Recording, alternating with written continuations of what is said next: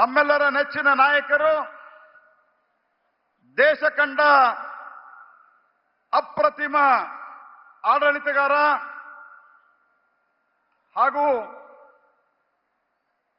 ದೇಶ ಸ್ವತಂತ್ರಗೊಂಡ ನಂತರ ಇಲ್ಲಿಯವರೆಗೆ ಕಾಂಗ್ರೆಸ್ಸಿನ ಎಲ್ಲ ಸರ್ಕಾರಗಳಲ್ಲಿಯೂ ಸಹಿತ ಒಂದೊಂದು ಹಗರಣಗಳ ನಡೆದು ಭ್ರಷ್ಟಾಚಾರದ ಸರ್ಕಾರವೇ ಅಂತ ಮನೆಯ ಮಾತಾಗಿದ್ರೆ, ಕಳೆದ 10 ವರ್ಷದಲ್ಲಿ ಒಂದೇ ಒಂದು ಭ್ರಷ್ಟಾಚಾರದ ಕಪ್ಪು ಚುಕ್ಕೆ ಇಲ್ಲದಂತೆ ಆಡಳಿತವನ್ನು ನಡೆಸಿದಂಥವರು ಸನ್ಮಾನ್ಯ ನರೇಂದ್ರ ಮೋದಿಯವರು.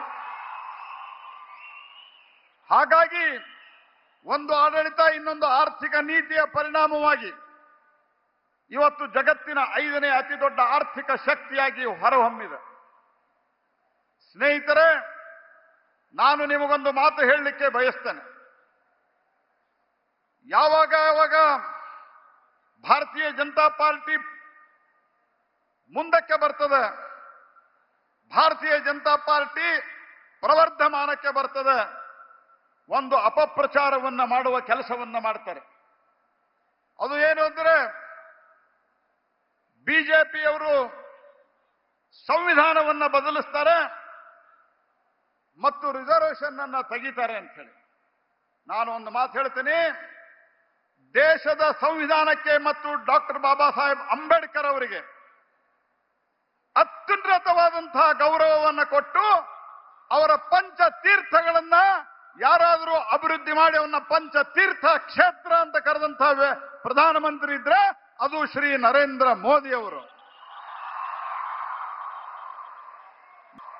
ಯಾರನ್ನು ವೋಟ್ ಬ್ಯಾಂಕ್ ರಾಜಕಾರಣದಂತೆ ಉಪಯೋಗ ಮಾಡಲಾರದೆ, ಮೊದಲನೇ ಸರ್ತಿ ಅವಕಾಶ ಸಿಕ್ಕಾಗ ನಾವು ರಾಮನಾಥ್ ಕೋವಿಂದ್ ಅನ್ನುವಂತಹ ದಲಿತ ವ್ಯಕ್ತಿಯನ್ನ ನಾವು ರಾಷ್ಟ್ರಪತಿ ಮಾಡಿದರೆ ಸನ್ಮಾನ್ಯ ಪ್ರಧಾನಮಂತ್ರಿಯವರು ಅದಕ್ಕೆ ಒಂದು ಅನುಮೋದನೆಯನ್ನ ಕೊಟ್ಟರೆ, ಅತ್ಯಂತ ಸಾಮಾನ್ಯ ಕುಟುಂಬದಿಂದ ಬಂದಂತಹ ಒಬ್ಬ ಹಿಂದುಳಿದ ಮಹಿಳೆ, ಆ ಮಹಿಳೆಗೆ ರಾಷ್ಟ್ರಪತಿಯನ್ನ ಮಾಡುವುದರ ಮೂಲಕ ದೇಶದ ಒಂದು ದೊಡ್ಡ ಗೌರವವನ್ನು ಕೊಡುವಂತಹ ಕೆಲಸವನ್ನು ಆ ವರ್ಗಕ್ಕೆ ನಾವು ಮಾಡಿದ್ದೇವೆ.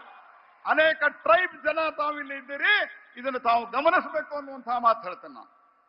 ಸ್ನೇಹಿತರೆ, ನರೇಂದ್ರ ಮೋದಿ ಗ್ಯಾರಂಟಿ ಅಂದ್ರೆ ಆ ಗ್ಯಾರಂಟಿ ಜೀವನದ ಭದ್ರತೆಯ ಗ್ಯಾರಂಟಿ ಅನ್ನುವಂಥದ್ದನ್ನು ತಾವು ನೆನಪಿಡ್ಕೋಬೇಕು.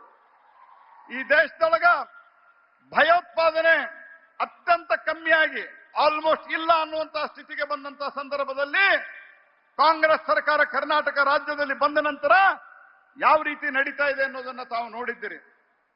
ಮೊದಲನೇದಾಗಿ ನಮ್ಮ ವಿಧಾನಸೌಧದಲ್ಲಿ ಪಾಕಿಸ್ತಾನ್ ಜಿಂದಾಬಾದ್ ಅನ್ನುವಂತಹ ಘೋಷಣೆಯನ್ನು ಮಾಡಿದ್ರೆ ಅರೆಸ್ಟ್ ಮಾಡಲಿಕ್ಕೆ 8 ದಿವಸ ತೆಗೆದುಕೊಂಡಂತ ಒಂದು ನಾಚಿಗೇಡಿ ಸರ್ಕಾರ ಇಲ್ಲಿ ಕೂತಿದೆ ಸ್ನೇಹಿತರೆ.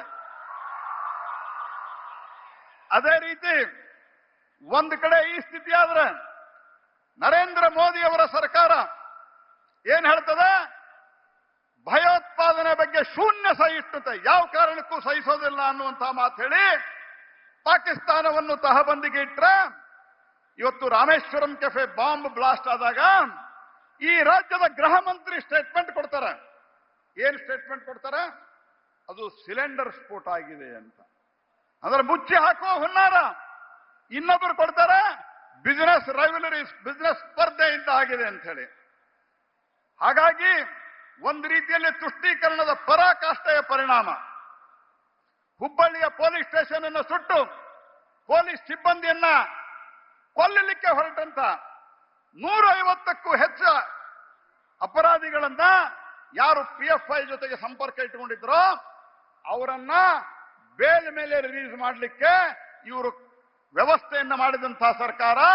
KJ ಹಳ್ಳಿ, DJ ಹಳ್ಳಿ ಅವರ ಕ್ಷೇತ್ರದ ಶಾಸಕರಾಗಿದ್ದಂತಹ ಅಖಂಡ ಶ್ರೀನಿವಾಸ ಮೂರ್ತಿಯ ಮನೆಯನ್ನ ಸುಟ್ಟು ಹಾಕಿ ಇಡೀ ಒಂದು ಕ್ಷೇತ್ರವನ್ನೇ ಗಂದಲದಿಂದ ಮೂಡಿಸಿದಂತಹ ಸಂದರ್ಭದಲ್ಲಿ ಸಹಿತ ಅದನ್ನು ಕೂಡ ಅವರ ದಲಿತ ಶಾಸಕನಿಗೆ ಅವರು ಸಂರಕ್ಷಣೆ ಕೊಡಲಿಲ್ಲ. ಇವರು ಬಂದ ತಕ್ಷಣ ಅವರಿಗೆ ಬೇಲ್ ಕೊಡುವಂತಹ ಕೆಲಸವನ್ನು ಮಾಡ್ತಾರೆ. ಅದರ ಪರಿಣಾಮವಾಗಿ ಇವತ್ತು ಮತಾಂಧ ಶಕ್ತಿಗಳಿಗೆ ಧೈರ್ಯ ಬರ್ತಾ ಇದೆ. ಆ ಮತಾಂಧ ಶಕ್ತಿಗಳ ಧೈರ್ಯದ ಪರಿಣಾಮವಾಗಿ ಹುಬ್ಬಳ್ಳಿಯಲ್ಲಿ ಒಂದು ಹುಡುಗಿ ಕಾಲೇಜ್ಗೆ ಹೋಗುವಂತ ಕಾಲೇಜ್ ವಿದ್ಯಾರ್ಥಿನಿ, ಅವಳು ಅವರ ತಂದೆ ಹೇಳಿದ್ದಾರೆ, ಮೀಡಿಯಾದ ಮುಂದೆ ಹೇಳಿದ್ದಾರೆ. ಏನ್ ಹೇಳಿದ್ದಾರೆ? ನನ್ನ ಮಗಳು ಮತಾಂತರ ಆಗಲಿಕ್ಕೆ ಒಪ್ಪಲಿಲ್ಲ, ಆದ್ದರಿಂದ ಆಕೆಯನ್ನ ಬರ್ಬರವಾಗಿ ಕೊಲೆ ಮಾಡಲಾಯಿತು ಅನ್ನುವಂತಹ ಮಾತನ್ನು ಹೇಳಿದ್ದಾರೆ. ಆದ್ದರಿಂದ ನಾನು ಹೇಳಿದೆ, ಈ ದೇಶದೊಳಗ ಈ ಮತಾಂಧದ ಭಯೋತ್ಪಾದನೆಯಿಂದ ಜೀವಕ್ಕೆ ಗ್ಯಾರಂಟಿ ಕೊಡುವಂತಹ, ಜೀವವನ್ನು ಉಳಿಸಿಕೊಳ್ಳುವಂತಹ ಗ್ಯಾರಂಟಿಯನ್ನ, ಜೀವದ ಭದ್ರತೆ ಗ್ಯಾರಂಟಿಯನ್ನ ಕೊಡ್ಲಿಕ್ಕೆ ಸಾಧ್ಯ ಇದ್ರೆ ಅದು ಏಕಮಾತ್ರ ವ್ಯಕ್ತಿ, ಏಕಮಾತ್ರ ನಾಯಕ, ಅದು ಶ್ರೀ ನರೇಂದ್ರ ಮೋದಿ ಅವರು ಅನ್ನುವಂಥದ್ದನ್ನ ನಾವು ಮರಿಬಾರದು. ಹಾಗಾಗಿ ಸ್ನೇಹಿತರೆ, ಗ್ಯಾರಂಟಿ ಗ್ಯಾರಂಟಿ ಅಂತ ಸಿದ್ದರಾಮಯ್ಯನವರು ಭಾಷಣ ಮಾಡ್ಕೊತ ಹೋಗ್ತಾರೆ. ಎಲ್ಲ ರೇಟ್ ಜಾಸ್ತಿ ಮಾಡಿದ್ದಾರೆ. 10 ರೂಪಾಯಿ ಬಾಂಡ್ ಪೇಪರ್ ಎಷ್ಟು ಮಾಡಿದ್ದಾರೆ?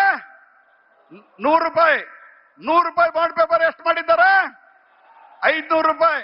ಪಹಣಿ ಪತ್ರಿಕೆ ಉತ್ತಾರ 10 ರೂಪಾಯಿ ಇದ್ದಿದ್ದು ಎಷ್ಟು ಮಾಡಿದ್ದಾರೆ? 25. ಅದೇ ರೀತಿ ಹಾಲಿನ ದರವನ್ನ ಜಾಸ್ತಿ ಮಾಡಿದ್ದಾರೆ. ಹಾಲು ಉತ್ಪಾದಕರಿಗೆ ನಾವೇನು ಸಬ್ಸಿಡಿ ಕೊಡ್ತಾ ಇದ್ವಿ ಅದನ್ನ ನಿಲ್ಲಿಸಿದ್ದಾರೆ. ಆನಂತರ ರಿಜಿಸ್ಟ್ರೇಷನ್ ಚಾರ್ಜ್ ಜಾಸ್ತಿ ಮಾಡಿದ್ದಾರೆ. ಮದ್ಯವಂತೂ ಸಿಕ್ಕಾಪಟ್ಟಿ, ಎಣ್ಣೆಯಂತೂ ಸಿಕ್ಕಾಪಟ್ಟಿ ಜಾಸ್ತಿ ಮಾಡಿದ್ದಾರೆ.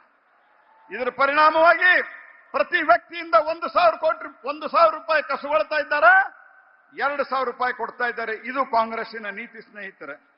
ಒಂದು TC ಹಾಕಬೇಕಂದ್ರೆ 10,000 ಇದ್ದಿದ್ದು ಇವತ್ತು ಎಷ್ಟು ಮಾಡಿದ್ದಾರೆ ಅಂತ ತಮಗೆ ಗೊತ್ತಿದೆ.